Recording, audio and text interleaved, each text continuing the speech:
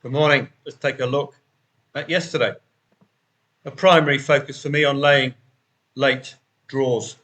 Leicester City had to get the win. They did come from a goal down against Preston, but I just couldn't trust them despite the in-play stats suggesting they were doing a good job. So laying the very late draw, 1.25 and lower on this occasion. That's another one of the techniques I use. I like to default to 1.09, 1.06, obviously. Keeps the liability very low. On occasions like this, you can potentially capture a late goal all the way from drip laying from 1.25 and lower. If you're going to drip lay for a £10 liability, you're going to get a £10 total liability. Drop that to a fiver, that becomes a fiver. That halves to about £41, 42 quid. Still a very good return. But do be mindful about keeping liabilities like this because they do add up if we don't get that late goal. That's why I would prefer 1.09, 1.06 at this stage of the season. Captures a very, very late goal. Gives them time pressure as well. They must. If they're going to score, they've got to do it now. That kind of a feel. And that was a story with Rotherham and Stevenage. Stevenage actually caught my eye even before the red card for Rotherham. Rotherham in the relegation zone in English League One. Stevenage, though, with a win, could change their season. 0-0 against 10-man Rotherham. You see why I was interested in Stevenage taking advantage of the 10 men for Rotherham. Rotherham find themselves in a spot of bother still on 37. Couldn't exit the bottom four even with a win yesterday, but they couldn't take advantage of Northampton losing, Port Vale losing, Exeter losing, Wigan failing to win, Burton failing to win. It could prove fatal, that for Rotherham. Indeed, for Stevenage, could prove fatal for them because Stockport, Bradford are getting increasingly adrift of them. So it's only really Reading that Stevenage can threaten at the moment with a top six berth. So a missed opportunity, but it's always a reason why I would have laid that late draw. Similar story with Accrington and Crewe. We were very, very unlucky. A story of disallowed goals, Accrington and Crewe. Very disappointing. We got a 2-0 to a 2-1. Perfectly timed goal as well for Crewe. Would have got the odds moving. The reason I got involved, 2 consecutive wins for Crewe. Most impressed last week as well when they ended that draw late on because they had to win that to vie for the playoffs. So that's the kind of liability I like. Job done, really. Keep the liability low. They did score. Very unlucky that we didn't get a return or that goal actually stuck. Elsewhere in the Championship, Middlesbrough continue their poor run. They did score first, so no real trading angle there.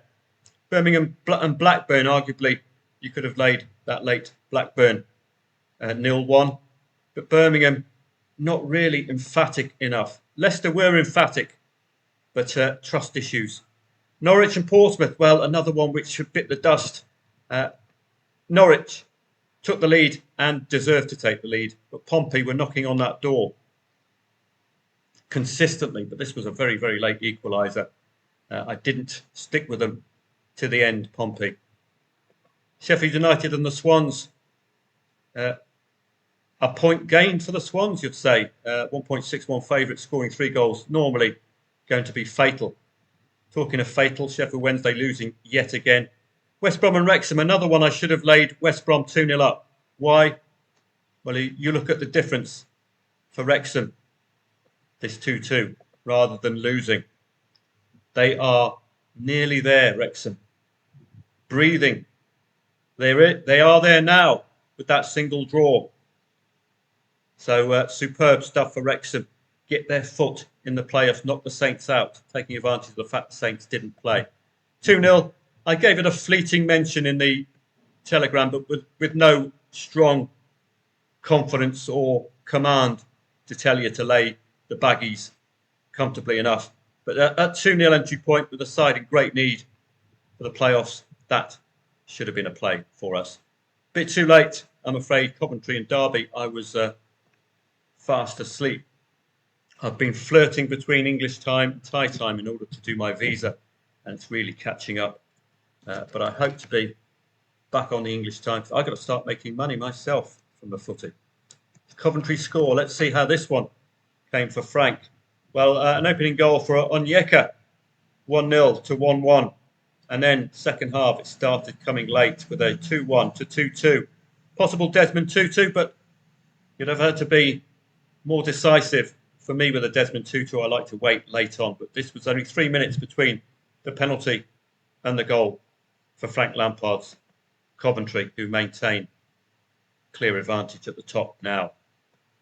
English League 1 and League 2, got to be very careful with these leagues for trust issues. Huddersfield, the Terriers, I put you off on Telegram. I think it was the right call, because we would have had to go match odds and you'd have ended up with a loss on the draw for all of our hard work. Could have arguably laid Reading late on, but Huddersfield did look good. But on further analysis, they've had trouble scoring that second goal. And that was a problem. I actually researched this match. I was going to go and pile in, but thankfully, I just took it down a notch. That's a disappointing result for Stevenage, as I've already said. There could prove fatal. League 2. Anything doing there? A few Desmond 2-2. Well, one Desmond 2-2. Barnet and Bromley. Again, it's a late Bromley equaliser against 10-man Barnet. Arguably, I could have played that one. I just don't like English League 1, League 2. If you're ever going to pick out losers or get a loss, it's going to be, for example, Grimsby and Harrogate. We were very, very unlucky here. But those of you who cashed out at half-time, as I suggested, or gave you the option of, because I get involved at 0-1, taking on bottom of the table Harrogate. Yes, I've already mentioned to members it's a risk because they can hold on and get the win. They make it 0-2. I don't panic. I top up £5 stake on Grimsby, £5 stake as liability laying Harrogate. We're looking for a goal for Grimsby. We get it before half-time. You can actually get out with a break-even, as I showed you. Or I didn't show you, did I? Because I wasn't doing a live stream. But at 1-2, if you're getting squeamish about this being its English League 2 and are regretting getting involved, that's your exit point, 1-2. It's called averaging. What it means, if you can double up at the 0-2, maintaining hope in that goal, you can be out. And we could have been out with the whole match finished and with a profit in the bag by half-time if it wasn't for yet another complete and utter tool who's getting paid tens of thousands of pounds a week and he can't score from 12 yards despite being an apparent professional footballer. Although it looks like we've got a cook. God help us. Gordon Ramsay probably taking that penalty. Though that was a matter of decision making on your part. That's a break even. But if you stayed in, that would have robbed us of the reward late on, Mr. Morris. So, Mr. Cook, take a good look at him. Send him your love. Andy Cook. I think they spelt his surname wrong. You can figure that one out yourself. I'm not bitter, but it just happens far too often. I think it's a conspiracy against us traders. Far too often they miss the penalties, which would give us a whopping great profit before half-time. Paris Saint-Germain 3-1, no problem there at all yesterday. Did Toulouse score first? Highly unlikely that Toulouse scored first yesterday. This was probably edging towards banking material for PSG. The only negative, well, 27th minute, so a quick equaliser for Nicolaisen, but normal service resumed for Ousmane Dembele. So good result for PSG yesterday. Irish Premier Division, I did say to keep an eye out on St. Pat's, and they just continue to deliver on their odds. That's what I like to see at this stage of the season, the market getting it right with St. Patrick's. One of the sides I've narrowed my focus on in this Irish Premier Division, and it looks to be paying off. But highly unlikely that Sligo Rovers would have scored the first goal yesterday. But this is one of your summer leagues, so get to know it, the Irish Premier Division. Well, they did. What a pity I couldn't stay up yesterday. I was away and gone. But we got Amikuson opening goal for Sligo Rovers. Quick response for Palmer. And already job done by half-time for St. Pat's. They look trustworthy this season, don't they? 9 matches under our belts now is enough for patterns to start emerging. Do please look out for the Irish Premier First Division. It is a summer league. It's going to be your friend over the summer months. Elsewhere, Portuguese La Liga Portugal. Well, we had AFS scoring first. No, they didn't. It was a mistake by the score site. If they had scored first, I would have been jumping on that. Very strong favourites. Santa Clara, did they give us a trading opportunity against Sporting Lisbon? Let's have a look. Santa Clara. Indeed they did. So I am ruining being on tie time, to be perfectly honest with you. A couple of strong plays late on yesterday with the banker bets that I focused on. Rayo Vallecano were also in the headlights yesterday. Really good profile from them. But was this all about the impact of the red card? Well, a 39th minute red card. So a degree of comfort from Elche. But this is one of those matches. I wonder if Randy knows Eddie in Ketia. Oh, no, it's not. It's Nteka. So it's a 0-0 at half-time. Home side. Had the 11 players. This is a lay the draw second half. Why? Because if Rayo Vallecano score a single goal, you're almost going to guarantee double figure odds for the draw, because you'll have the double impact of the red cards. That was a good lay the draw second half. I'm very disappointed yesterday because I made a loss. I stayed in with Grimsby. I didn't get out at half time. So I made a loss there, which would have been reparated with those late plays, which was a real pity. Rayo Vallecano and St. Pat's both conceding first and early. Hoover up. You're going to get over evens about very strong odds on favourites. Hoover those up. 2 good profiles as well.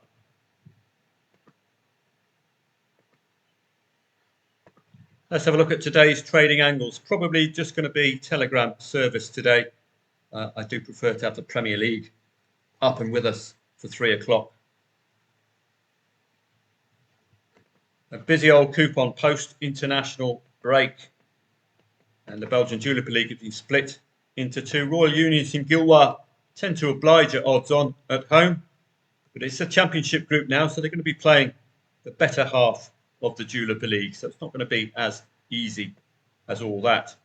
Shandong Taishan and Shanghai Port, 2 odds on favourites at home today. Are they going to deliver like Chengdong Rengshu? We will find out at midday. It's a league worth following. It's a good precursor to the day's trading with those lunchtime kickoffs. And it's going to get readable because it's covered at soccerstats.com, the Chinese Super League. Dinamo Zagreb, your odds on at home. Again, just going to get, if this works, star them. It's like the banker list yesterday. It just narrows our focus. Czech 1 League, tend to look for the Spartas and the Slavias, but they're not playing today. Poulsen are the 3rd best, tend to deliver when odds on. Liquidity will be an issue, as it was with English League 1, League 2 yesterday. Surprisingly so. You'd have thought they'd have captured market makers' attention in the absence of Premier League et al. Midland, old reliables, tend to deliver when priced to do so. Yet another one of those kind of sites. We've got the Finnish Veikkausliiga with us today. It's another one of our summer leagues, along with the Irish Premier Division, the Swedish SerieA, Swedish Allsvenskan, Norwegian Elitserien, Norwegian Tippeligaen, Danish Superligaen as well. So keep an eye out on the Veikkausliiga. there'll be absolutely no form to work off. The usual sides to follow: HJK Helsinki, not playing yet. They're at home to SJK. KUPS used to be perennial title contenders, but it looks like a changing of the guard here, but they're not even favourite. So do note that Ilves and SJK might be the surprise packages this season. So it could be a tough opener for HJK Helsinki, who are normally a side you hang your hat on for the whole of the season. French League 1. Bonjour, Rodders. Strasbourg against Nice. This looks about right, although it has drifted.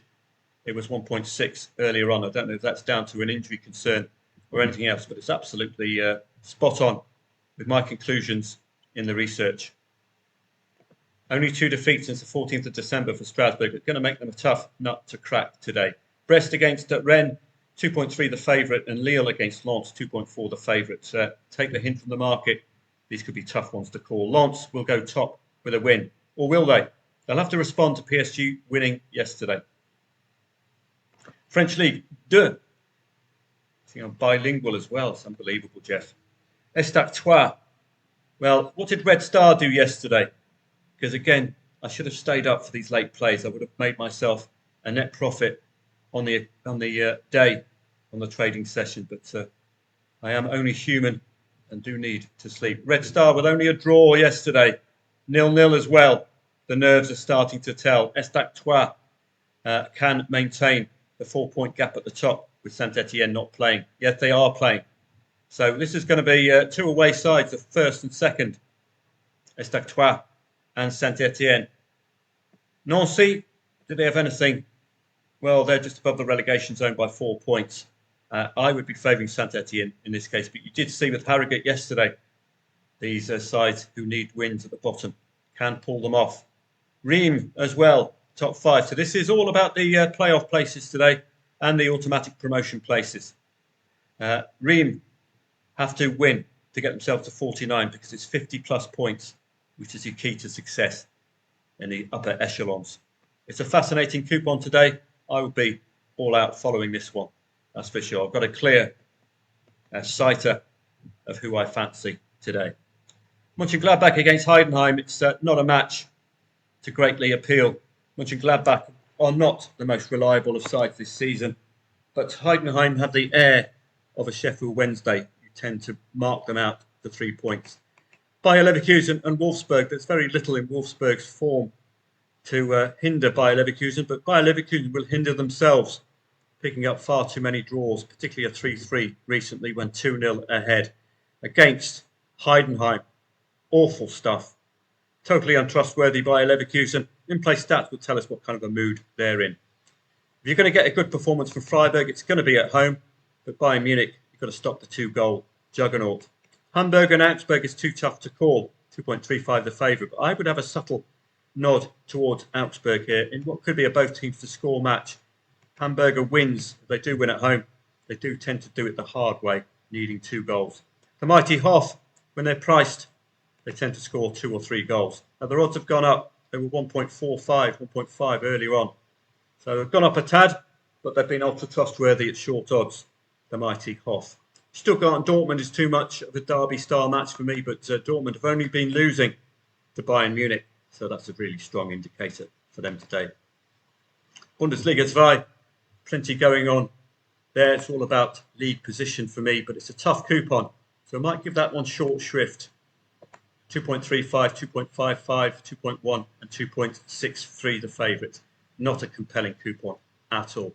Don't know how on earth the Israeli Liga Ha'al is still playing. I don't know if that's some bravado on the touch of the government, because they've been absolutely decimated. Sassuolo and Cagliari, trust issues with Sassuolo here.